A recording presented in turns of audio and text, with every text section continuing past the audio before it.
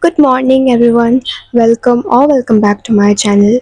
So, today's genre is soul crushing books that will wreck you in the best way possible. So, grab a tissue and let's cry together. Because, like the netizens say, hot girls read sad books. But don't worry, even hot boys can read them. So, the first book we have is Grief is a Thing with Feathers by Max Potter. Like the title says, grief. So, this book is not just about grief, it becomes grief. And it follows a father and his two sons right after the death of their mother. And then a crow shows up. Yeah, a real crow. So this crow represents the grief of the family in a metaphorical way. There's this one thing about when a family member dies is that the real mourning does not even begin the day someone dies, because you're just too shocked to react anything. And the first day is often very much chaotic with all the rituals and relatives, but then the next morning when the world goes quiet, that's when grief starts whispering in your ears. And this book is written in such a poetic way, like very fragmented lyrical style that uses very heavy metaphors, which I think really works for such a complex topic like grief. The book also shows how non-linear healing from difficult situation is. So coming back to the story, the father in this book is doing his PhD in tattoos. So, if you don't know who is Ted Hughes, he's a very famous poet and the husband of Sylvia Plath, the author of the very famous book The Bell Jar. Even that book is a great read if you want a good cry. So, in this book, we see a lot of subtle references to Sylvia Plath and Ted Hughes throughout the book. And the title of the book, which says "Grief is the Thing with Feathers," so the this line is very much similar to a poem by Emily Dickinson that says hope is the thing with feathers. I think this grief and hope concept really goes with each other. If ever lost any family member, I think you can very much relate to the book. So make sure you give it a try. So the next book we have is The Boy in the Stripped Pajamas by John Boyne. This book is set during the Holocaust in Nazi Germany, and it's about an 8-year-old boy Bruno who befriends another little boy Shamuel. I don't know if it's pronounced as Shamuel or Samuel. Please correct me in the comments if I'm wrong. And this boy Shamuel wears the stripped pajamas. He's a Jew and is imprisoned in a concentration camp. So now you know where the story is going. And Bruno used to meet his friend from the other side of the fence, and through Bruno's eyes we see the horrifying reality of war and genocide and how kids are caught in the crossfire of adults' political games. The writing style of the book is very simple and very light-hearted, probably because revolving it around Bruno and his innocence is the main reason why this book is so beautiful.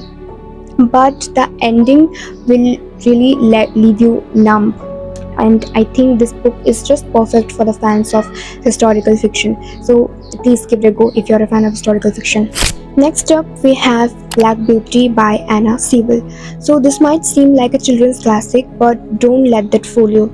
This one adds so much value told from a perspective of a horse. And this story shows how cruel the world can be to the creatures that cannot speak up for themselves. And Black Beauty, this horse, is passed from one owner to another. We see some are kind and some are really very brutal, and it honestly becomes a mirror for how society treats the vulnerable. And by the end of this book, it just makes you want to be softer to the world around you. Next up, we have October Junction by Divya Prakash Dubey. The text in this book is written in Hindi, by the way, and the concept of this book is very beautiful. So we see two friends or two strangers, Chitra and Sudeep, meet in Banaras over a meal. And every year they decide to give a little live update about each other. So they meet every year on 10th October. And over the years, we see how much their careers have progressed and how their perspective towards life have changed and the struggles they go through. The story of spans from 2010 to 2020, so we get to see the growth of the characters over a period of 10 years. And let me tell you that the ending of this book is really very painful, but even in this tragedy there's a lot of beauty in it. You will know what I'm talking about if you read this book.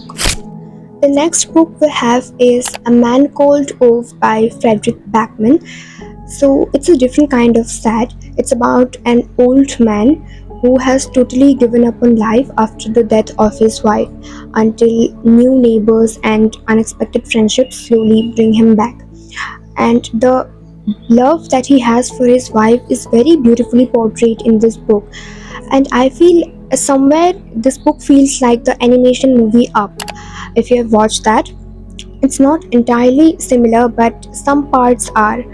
And coming to the book, it's a very slow burn book which shows Ove's pain, which is subtle but very deep, and his healing is even deeper. This book will leave you with a very heavy heart, but it's totally worth it. I just cannot end this video without recommending a Khaled Hosseini book. So for that we have The Kite Runner. I don't think this book needs an introduction, but still giving for the people who live under a rock.